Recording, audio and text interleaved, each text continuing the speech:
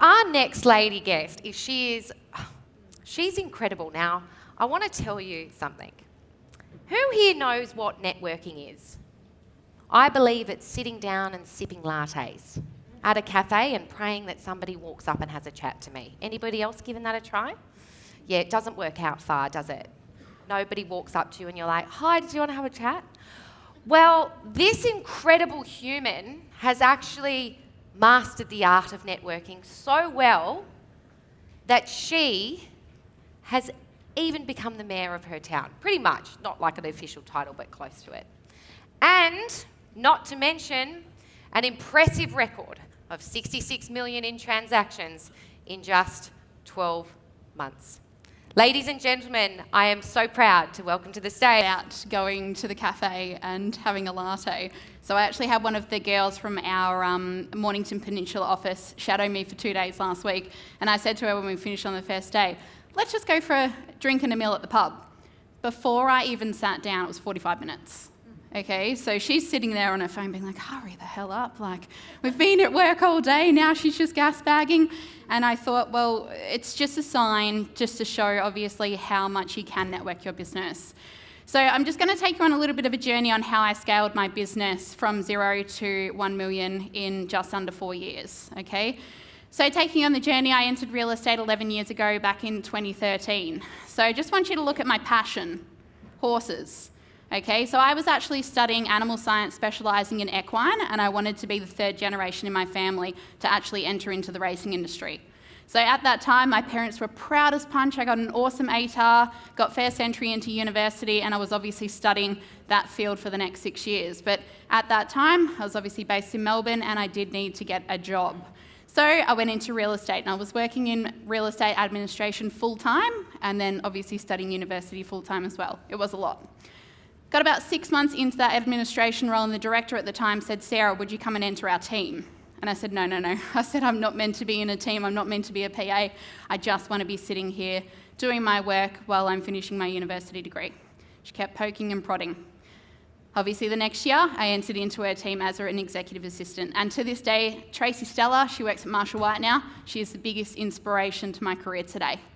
Okay, so from there, I was obviously an assistant to her for quite a few years. And she sent me on a bit of a mission one day, and it's a property I will never, ever forget. 12 Amersham Drive in Warrandyte. We're specialising in the acreage belt. Now, she sent me in to do the marketing for this property. I'd never, ever pitched for marketing in my life. And back in 2015, 2016, paper, the weekly review for the Eastern, was a huge part of the marketing parcel there.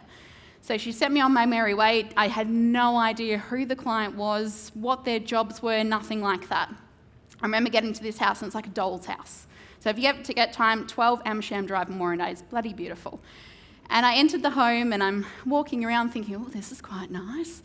Didn't do opens at the time, by the way, as well. It was purely just administration-based.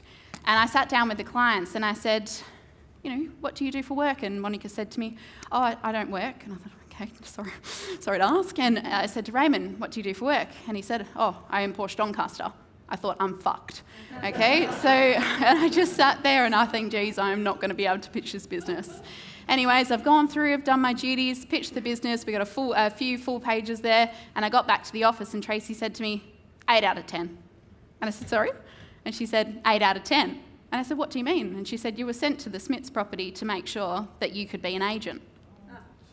And I said, Tracy, I don't want to be an agent. I said, I can't pitch for business. I can't handle rejection. I don't do open homes. I don't do calls. I don't do any of this. And she said to me, Sarah, you're going to be a great agent one day. On my merry way I went. Unfortunately, Tracy and I did part ways in 2016. She was just wanting to plateau her business. I was obviously just ready for something a little bit more engaged. So that's when I moved over to Barry Plant, where I am now. So 2017, I entered then into an auction-based market. Okay, so it was very different from the private sale market that I established with Tracy. It was very network orientated. She was very people orientated. And then I went into a market that was extremely auction dominant. And of course, it was a mixed nationality as well out there. So I was introduced to then doing open for inspections. I would get to the door and say, hi, how are you going and whatnot? And unfortunately, half the clientele didn't speak English. So it was really, really challenging for me as someone that was trying to understand the ropes of the industry, and that's obviously where 2019 comes into the picture. Okay, 2019, I kind of sat back and I'm thinking, I'm seeing all these numbers filter through from the directors. There were some extremely successful sales agents coming through that office. And I thought, Jesus Christ, I'm operating a business here basically for an agent. They're running 1.5 mil. Surely I can do this. I'd never ever gone to an appraisal in my life. I had never done a callback in my life. It was completely raw to me. So in January and February in 2019, I decided I think I'm going to do this. And you can see from 2013 to 2019, decent time in the industry to be a PA, okay? So I ended up booking a 3-month trip to Europe, and that was obviously the opportunity where I could sit back and go, do I want to be an agent and do I want to give it all? 9th of November 2019, I relocated to now our Yarra Valley area, so I was based out of our Croydon office, and I remember I got sat in a little cubicle, and my director at the time said, good luck, okay? I had passed open for inspection books, not even on the data, books that I was handed, and I thought, I grew up in this area, but at the same time, I've never sold a property in this area, I've never done an authority, and I just made the assumption, if I work my way through the authority, surely I'll be able to sign up a property. Wasn't as easy as that. So my director, now still at the time, Matt Jinks, I had a property, which I'll take you through to now. Actually, we're going to skip forward to one. I want everyone to start just looking at the spreadsheet of where I've come from. So 2020, my first year out on my own, wrote 190,000. I think that's still a great effort going first year out on my own, never signed up an authority before, never done an appraisal before. But what I want you to note is the networking. That's obviously what we're going to be speaking about today. Fast forward to last year, 2023, we cracked over the mil mark, which was the goal for the team, but 82% was referred back to me.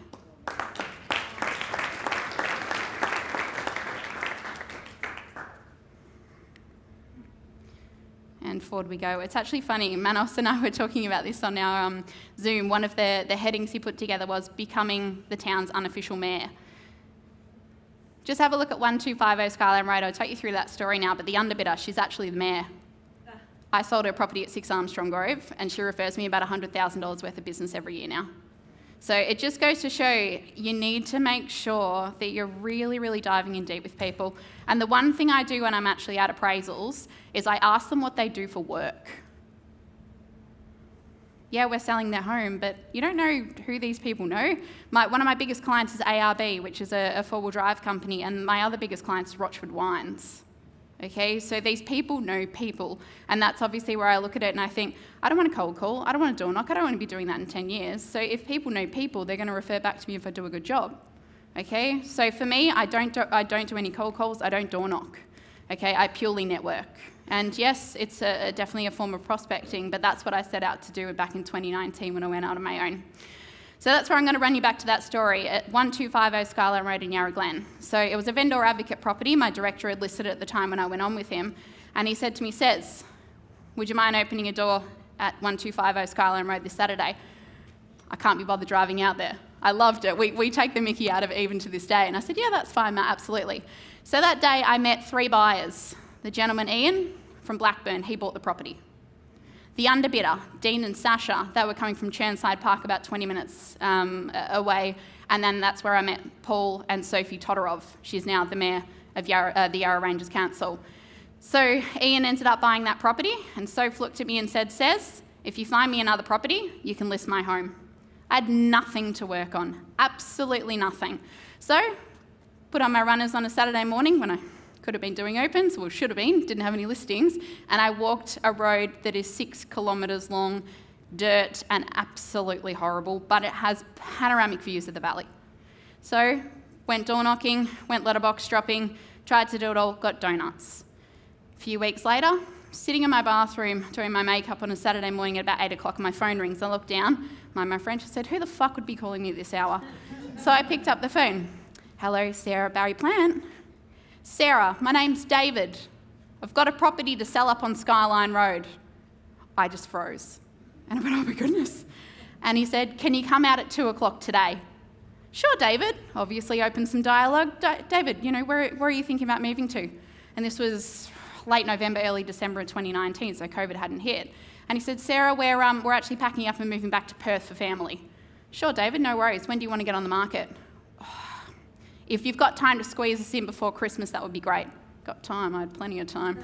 So went up to the property at 2 o'clock, never done an authority in my life. And you've got to remember, I had changed markets as well. So I'd been seeing all these authorities come through from the City of Knox.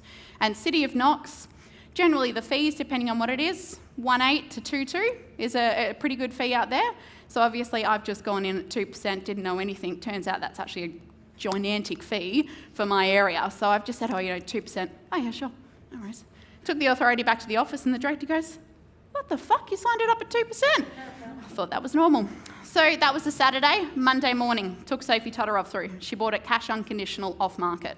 Okay, where did I go from then? Drove down the hill to 6 Armstrong Grove and signed that up. Okay, so it just goes to show, yes, Soph did say to me, you've got the house if you find me something, but it was the determination that I really shined through.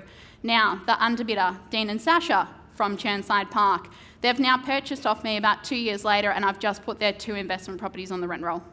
Okay, I could have completely pushed past them, but obviously it's still another form of contact. So basically what I'm saying is there's so many people out there that go on to these ID for me, they're trying to get all this data, but we don't nurture our own data that we've already got enough.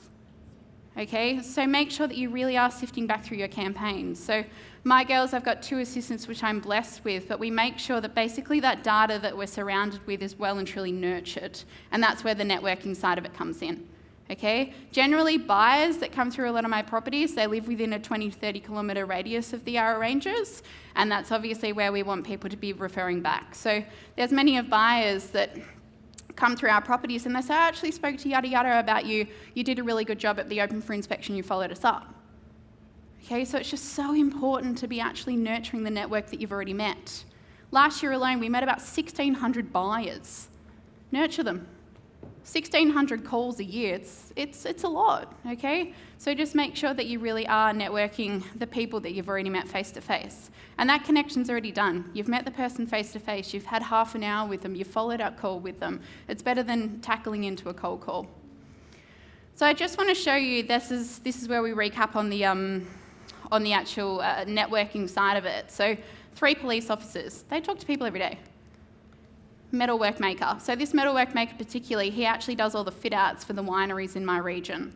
Okay, so he just did the revamp at Levantine Hill, he just did Helen and Joey, like he's a really, really high up worker for the Yarra Ranges. Local brewery owner, Hargraves Hill, if anyone drinks it, I can get you a very good discount, but these guys are actually one of my best clients. And you gotta remember, they run a venue back in Lilydale. Simon's behind the bar all the time. What do people do when they have a drink? They talk. Okay, so Simon's one of my biggest referrers as well. His wife, she's actually a local artist to the Yarra Ranges and she does so many conventions as well. People obviously coming in from out of area. Yeah, we're looking to buy at the moment. What does she do? Call Sarah. Okay, restaurant owner. Like I said, Rochford's one of my good clients as well. Wedding venue manager. Stones of the Yarra Valley. I'm sure there's a lot of people in this room that have heard of it. Bonnie, Steve and also Eunice. They're one of my good clients as well and they refer heaps of business back to me. The 2 main teachers at our local school, I come from a town of only 1,200 people, so you've got to imagine it's one of those cases as well, you don't really want to piss anybody off because it's the same thing. One good client, one bad client, the bad one is the one that talks. So we make sure that the customer service is quite high. A photographer, she does all our family weddings, family photos as well, particularly around that Christmas time and whatnot. She refers heavily back to me, local media company. Now this is a big one for my local area, the race club manager. Does anybody know where Yarra Glen is? Yep, little country town, perfect. There's a huge racetrack just out the side of the town that you've got to drive past to get to our biggest venue, the Chocolate Factory. I have a 10 by 5 metre billboard on the racetrack. Dominant position. Now, what did I say that my parents did for work? Both work in the racing industry. Okay, so I have the biggest board in the best position at the racetrack. I reckon I have at least 50 to 60 people that speak about that board to me each year. Cost me $2,500. It's the biggest investment I could make. But the local club manager as well, he gets me involved with all the events they have throughout the racing club. And obviously, who are the people that come to the race club during the week? They're local people.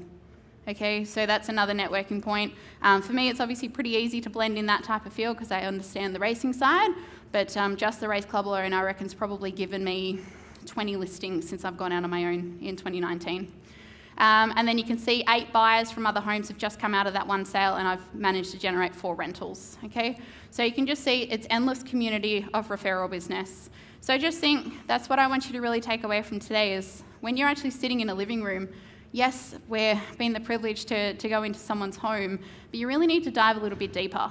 Like, ask them what they do for work, because if it turns out if this person's like running some big business locally or around the corner, these people know people, and at the end of the day, if you do a really good job for them, they're just going to refer you business, okay? So I know that there's a lot of people in this room that have spoken today, and they said, you need a cold call, you need to door knock. Yes, you do need to do these things to get going, but pretty much probably after a year or two, you should be basing a lot of your business around your network. You can see there, $412,000 in GCI has been kindly passed on from Sophie Todorov. Now Sophie, she gets a call from me probably once every 2 to 3 weeks. I have the privilege to now be invited back into her family home, and I tell you what, I never turn up empty-handed. She's always got a platter, a nice bottle of wine, and I know exactly what she drinks, and it's all obviously taken when I go out to her property. And she always says to me, you don't ever have to do anything for me, but I just think obviously she's one of the biggest pushbacks in my business. Every sale is connected, so I'm just going to bring up one of the slides off the back of that one sale. So just off the back of 6 Armstrong Grove, this is what it's generated as well, but you got to think from exposure. So we do the basics still at my office, but you can see OFI invite from 6 Armstrong Grove, that's generated 27A. 27A, they're the brewery owner, they owned 11 Referral. Did a great job, obviously Cruise Court, 3 Armstrong was a flip. OFI invite, 80 Bell Street, they were the buyer owned Lauriston Drive in Coldstream, word of mouth, 80, 70 Bell Street, generated another one. But probably the big ones for me is I try to get as much exposure out of my listings as possible. So make sure that you are speaking to your Herald Sun and realestate.com reps as well, because just out of that, 956 Melba Highway in Yarra Glen, record price, but I also got the front page in the Herald Sun. Have a guess how many appraisals and listings that has now generated me. 42 appraisals and 8 listings. I made 1 phone call. I just sent them the property. And then front page in the Herald Sun for 95 Maroondah Highway, and that was one of the most viewed properties on realestate.com for a week. So it just goes to show, obviously, making sure that you just simply do your job properly. And, yes, it's obviously important to still create database and, do your cold calls, obviously ID for me, all these little things, they are 1%ers and they are going to work in particular marketplaces. But obviously, Manos was saying before, 80% of properties don't go back to the agent that they bought through. We just work on your buyers. Okay, your buyers are living in the area now. Call the buyers. Birthdays, huge thing for me. Make sure that when you're doing authorities, like the client doesn't know, I always fill out the authority and I say, can I just grab your birth dates? Never been once asked, why do you need my birth date? Because we're filling out a legal document. It's pretty stock standard for most. So I just note that down in a little form, and of course, every year I call people or text them for their birthday. So I had a lady recently that I've just sold for. She's just had a bubba, Mother's Day. It's first Mother's Day on Sunday, and it was her birthday on Friday. Great opportunity. I called her on the Friday morning, obviously wanted to wish her a happy Mother's Day. Flowers were at her door by 12 o'clock. $40 for delivery. Like, that's made her day. And do you think she's going to be going anywhere else where she sells? And she's doing a reno and flip, so it's probably going to be done in a few years. That lady, Kathy, as well, she's referred 2 or 3 properties back to me. And you just look at it and you go, one little thing just to make someone's day, she's never going to go and seek another agent now. Where are these clients now? They're all referring back to me quite heavily, okay? So this is one thing as well. If you do have someone that refers, don't just give them a call and say thank you so much for that. Make sure that you are sending them something. They don't want anything, but you've still obviously got to show your appreciation to them. Going above and beyond. This is my biggest motto in my workplace. If you don't ask, you don't know. Okay, so please make sure that when you are out having a coffee or talking to someone about property, I always just drop, you don't know anyone selling, do you? Okay, it's just a common line to use. And we all get so afraid about asking people, like, do you know anyone that's got a house to sell? Do you know what they're doing down the street? People like to talk. One sale can become 10 sales. Be observant in the living room. This is something that I make sure that when I'm doing my walkthrough, I'm taking some notes. So I always do my appraisals off my iPad, but when I'm actually filling in the details about the property, I'll obviously run through the kitchen and take some notes with the client or whatnot. And the only reason why I take notes, I want them to see that I'm super observant about their property. But what I'm also actually doing is walking around their house, their kitchen, their living rooms, and seeing if there's any alcohol there. If someone's dominant into red wine, I'll just note down the bottom of my iPad, person likes red wine, okay? Because if this client ends up referring back to me, I already want to be pre-prepared. There is nothing worse than calling a client and saying, what do you drink, okay? So make sure that you're observing those things. Do they have any activities or hobbies they like to do? Okay, if someone, I don't know, likes golf, get them a golf voucher. It's going to be better than sending them a crappy bottle of wine that they might not even drink. So make sure that you're observant on that factor. Kids, if they've got kids, just send them down to an activity, Whittlesea or Fun Park or whatever it may be, but it's also better than just getting them a generic gift, okay? When I do my settlement handover, everyone gets a custom card. Moon Pig, if you haven't heard of it, best thing since sliced bread. Okay, so what I'll do is I'll just jump on, or my PA will do it, and we'll actually get a custom card done for the client. We can put their name in, we can put the detailings in there. Generally what I'll do is I'll actually put a photo of the house that they've bought on there with their names, and I'll just fill in the card by hand. Okay, in regards to gift, that's obviously where I try to be as observant as possible. If someone's buying it as a first home, I might just go and whip to Adairs and get them something small just to add to it. But you don't want to just be handing over a generic Barry Plant gift and saying, have a good time, I'm never going to speak to you again. And that's what most agents do. And that's really what I wanted to set my business up to do. It was make sure that I wasn't just generic. Referrals, like I said, you must continue to continually remind your network as well. So that's something I do, like I said, when I ducked into the pub the other day. This gentleman, Luke, he works in earth moving, and he's the biggest chatter. Awesome guy, loves to chat. And same thing, we were having conversations about property, and I said, Luke, you haven't sent me any business for a while. And we had a bit of a giggle about it, but he did say, I spoke to yada yada. They're actually sealing their driveway and they're going to get ready to sell. Luke, prompt. And he knows he's going to get a nice gift out of it, but we also have good conversations at the pub. Social media. This is one of the biggest tools. I generally get about 8 to 10 appraisals per month off Instagram. But what I actually do is I get my potential vendors and my buyers to follow my socials. All right, so I've got a bit of a question for everyone. Who has Facebook or Instagram for work? Don't be shy. I need this one up. Okay, great. Emmy? Yes. Okay, good. Just yes. Now, who actually sends out a QR code or some form of interaction for their potential vendors to follow? Shit all hands. Oh, good work, Emmy. What I want you guys to take away, everyone's got access to Canva, Paint, that type of stuff. Make a QR code and put it at your open for inspections for buyers to follow you. Simple. So now I have most of my buyers follow me on social media for first look at access properties. So hypothetically, Friday I've got a property being open. I reckon it's arguably one of the best properties that I've been the privilege to open in Hillsville, which is one of my core areas. 2 buyers coming off social media. Because I said to them when they were at the open for inspections, if you want first glimpse of properties, make sure you give us a follow on Instagram. I upload one story, they inbox me. Okay, the other 2 clients, literally database. So it just goes to show, I really want everybody to look at it and go, we're all pumping all this money into marketing and it's well worth it, isn't it, Emmy? Yep.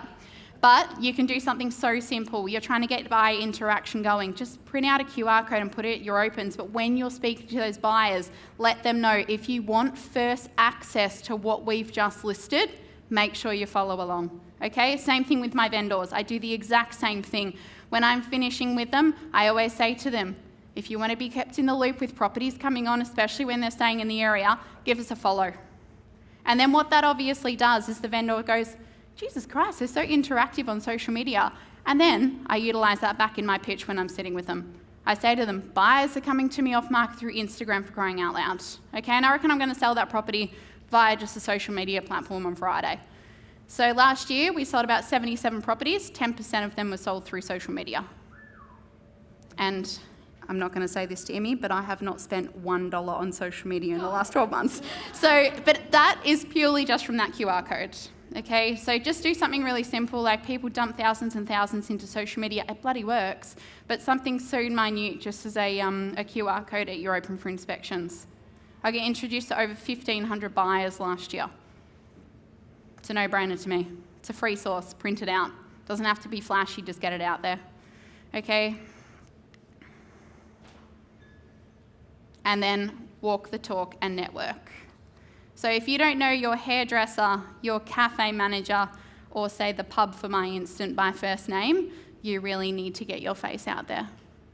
You really do. So that's the big part of my network, is just making sure that people know me and obviously know that if anything topical comes up for real estate, I'm the first one to call. How are we going for time?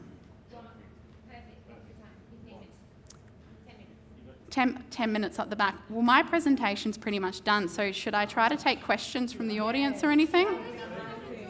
Thanks, Emmy. I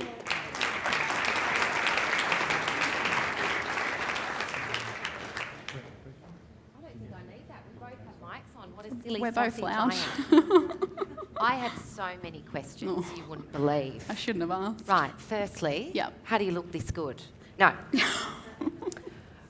I want to ask you an honest question, Okay. because we talked here, and I actually do write notes, ladies and gentlemen, that's Yep. what we're here. Thank you for Manos saying that I could have my One of cards the with me. when I was so obsessed with that screen, right, how you were going to leverage absolutely every sale. Now, that comes with some top quality questions that you ask people. No, I think I'm going the wrong. That's okay. Just leave the clicker alone at this point. Yep.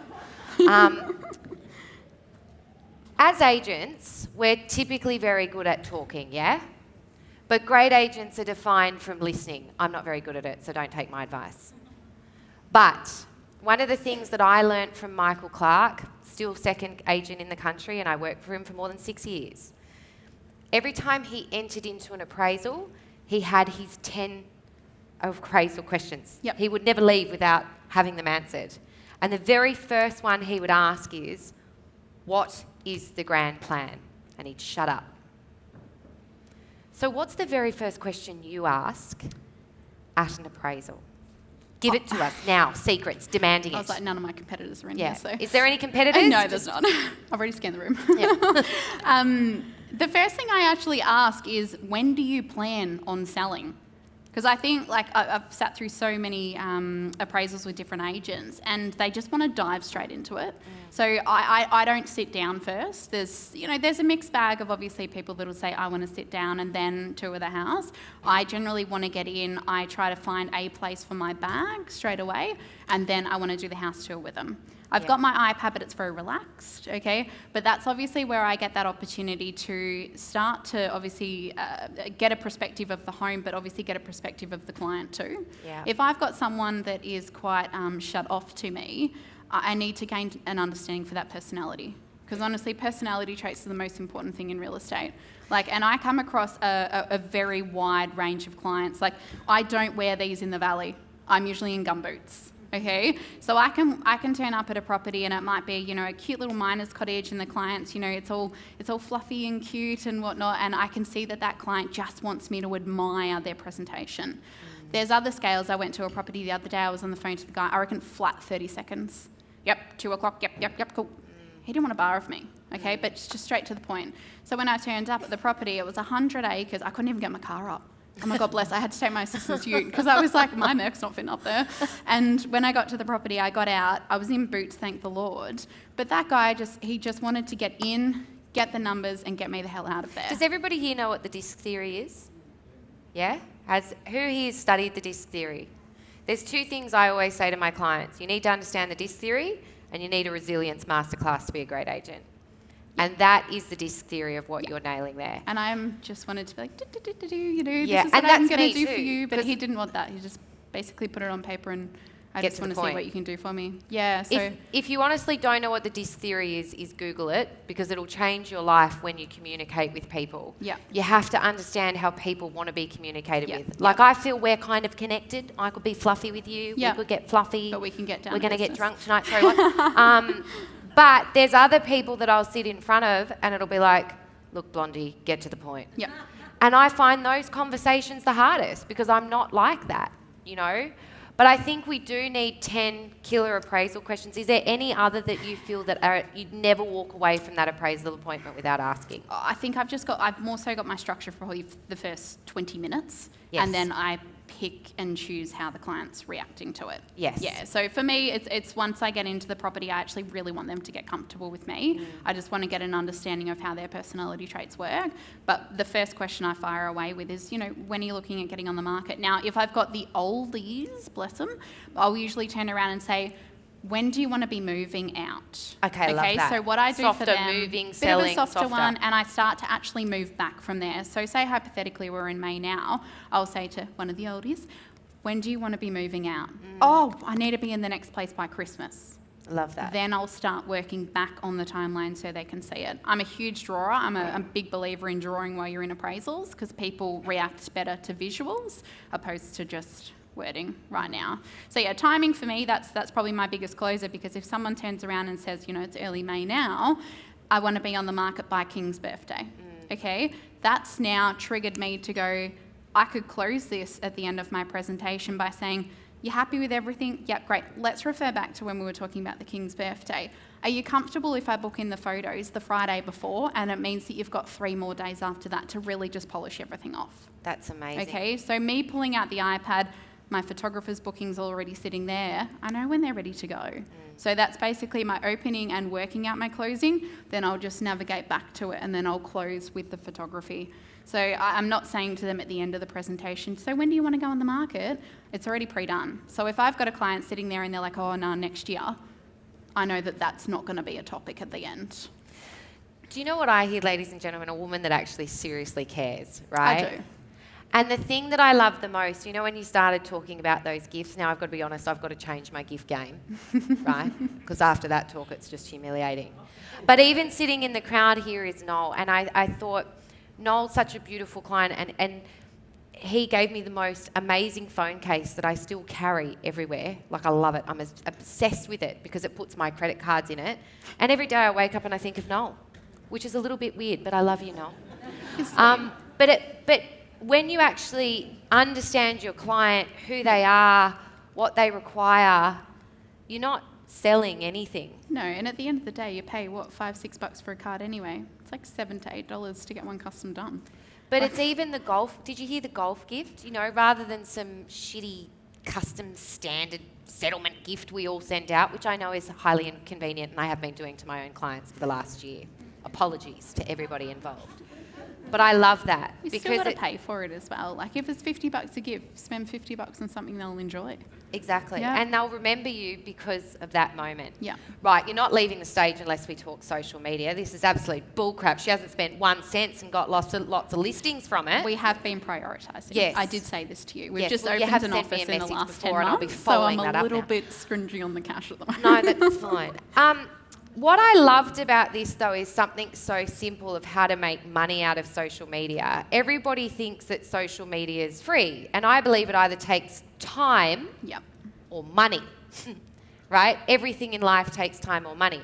What we're doing here is driving traffic to our social media. So most agents go wrong in that realm because all they think is social media is free and I should whack up a post. Now, if you do have money, you can hijack this entire strategy with great advertising. If you don't know how to put a QR code together, my team are going to do it for you today. Send me an Instagram, and I have one ready to go. Lisa Novak did a very similar thing. You know Lise? Yep. She's great She's on it. obviously a very proud client of mine. Within 3 years, stood on AREC stage and showed how she became the #1 listing agent from social media in the country. Do you know what she did? That incredible QR code. Yeah. So we're at an open home role play. Here we go. Oh God. Shit. I hate these. It's getting weird. Right, because most people obviously when they're going to walk up to you, you want to get their details at the door. And this is the objection I get off agents. You can't do that because otherwise you can't get their details. I don't know why agents talk like that. They've never talked like that, right? But so do you put the QR code here, like obviously in the living room? I'm a little bit strategical. So Okay. my PAs do my check-ins. Okay, beautiful. Okay, because Brit, few people know Brit in this room, she's nice, soft and fluffy. Yes. Hi, welcome. Love Where that. I'm just like, give me your name and Give number. me your name and number. I got Now. shit to do. Yeah. I got 13 opens today. We've got to move along. So Brit does the check-in and, Yeah. you know, just kind of works out, you know, what opens have you been to today? So just finding out, like, if they're looking at half a dozen properties, you know that they're really doing their research. This is the only one I'm looking at today. I love Brit will that. just note it, only one looking at today. And then my iPad's digital. I see that notification, green top, only inspection. Okay? Okay, I might not Love just it. Look at navigate that towards. communication, ladies and It's gentlemen. great, but top what tip. I do is I want to make sure that I'm in the hub of the home. So kitchen, meals, living area, okay? I always make sure that the table where the stuff is always in reach, okay? Love so say that. hypothetically if we're just having a conversation and you are a seller but also a buyer, I'll start my interaction with you, you know, what are you looking for, yada, yada, yada. A common question, I don't know why buyers do this, it blows my mind. They'll come through half a dozen properties, oh, Emmy, do you have anything off market? Yeah. And then you'll be like, yeah, I'll keep you in the loop for off market. And then when you've got something off market, they don't want to fucking turn up unless they No. see photos. Yeah, I I'm like, know. what is wrong with you? So that blows my mind. But generally what I will do is I'll say to them, what I'm going to get you to do, give us a follow on the Instagram, because if we do have something that's coming off market, I generally post videos from it for the social media. Love that. Okay, I I love don't that. have professional photos, but they'll usually get a facade photo and get like a walkthrough of the hallway, a little sneak peek. Yeah. So I always say to them, if you want to get a bit of a feel for the home, follow us on social media, because what I'll do is I'll post the off market, followed by just a little bit of a glimpse of the property, just so you can start to get a feel for it. I absolutely love that because it's not a hard sell. Like follow me to see listings first, which I've done many times. But I just love that kind of soft, organic nature. Yep. If you'd like to see my properties first, I obviously showcase them on my social media. Yep. You know, you can quickly scan this code, follow my Instagram, and Yep. they'll obviously pop up. And you got to into your remember feed. as well, there's like, it's not just the buyers that are going to follow. So hypothetically, I had a client that bought off me about a year and a half ago. They're actually now coming to the off-market one I've got on Friday. Hope to God they buy. Now, their social media influencers got about 140,000 followers. Wow. They bought off me about 2 years ago and posted a photo and tagged me. Wow. Do you know how many followers I got after that? Amazing. A few hundred? That's called earned media. We'll be discussing that tomorrow. But I always make sure that, like, when I'm with clients, if we do put up a sold photo, I always say, do you mind if I collaborate with you? See, I love that. They'll just Do you know share what it. most agents say? Can I get a photo with you for my social media? No, usually I'm just like, get in. Quickly, take a photo. Right? And then they stand there like this. If I see somebody next to a signboard, right, what I love to do is say, I'd love to celebrate this moment with you. Let's grab a photo together. Because as soon as you often say, especially if you're in my prestige markets, where a lot of some of my agents are, if you say to someone, can I post this on social media? No, right? They'll instantly disagree with it. But that is simply It's just a sensational. soft touch. And let's put it like, not many agents actually give their sellers gifts. No. Blows my mind. Just turn up at the sold sticker with flowers. Like, That's there so is simple. nothing more awkward than getting out of the car with just a sold sticker. Nothing more awkward, because they look at you like, you know how like the dog will be like, where's the food? That's what the vendors are looking at you like where the Where fuck's is my it? gift? Give me I my just gave gift. you 20 grand. Just give me my So gift. just get them flowers. And even if it's just a card from the florist store when you're absolutely bolting through with no time and just saying like, congrats, you know, happy sold sticker day or something. But something so minute, like it means so much to them. Even sitting there with you, I wrote my girls a message straight away through WhatsApp and I just said, girls, I need 10 ideas of custom gifts that we're going to send our clients on Christmas and birthdays, because they do count. It really makes you feel valuable.